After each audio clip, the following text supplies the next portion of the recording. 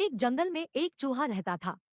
चूहा अपने आप को बहुत ही बुद्धिमान, ज्ञानवान, सुंदर और हर कार्य में निपुण समझता था। उसी जंगल में एक बिल्ली और एक कुत्ता भी रहते थे।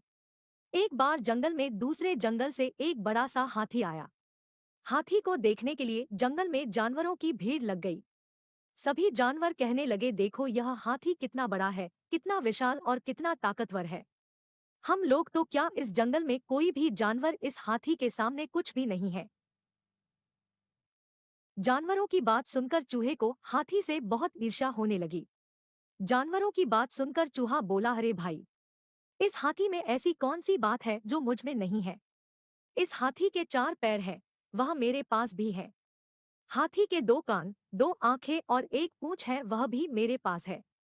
इसके जैसी लंबी नाक मेरी नहीं है, मेरी नाक तो इस हाथी से बहुत अच्छी है।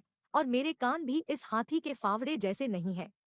जंगल के सभी जानवरों को चूहे की बात पर हंसी आ रही थी। जानवरों के झुंड में एक बिल्ली भी थी।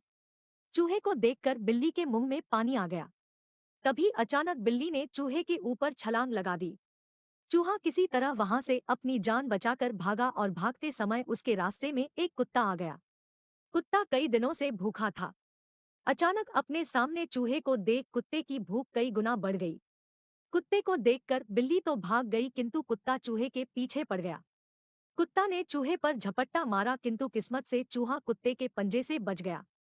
भागते भागते चूहा हाथी के सामने पहुंच गया। हाथी अपनी मदमस्त चाल में चला जा रहा था। उसने चूहे को पूरी तरह नजरअंदाज कर दिया और आगे बढ़ने के लिए हाथी ने जैसे ही पैर बढ़ाया कि चूहा उसके पैरों के नीचे दबते दबते बच गया।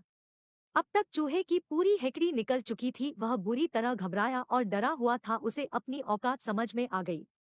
तभी चूहे को एक बिल दिखा, जिसमें घुसकर चूहे ने अपनी जान बचाई।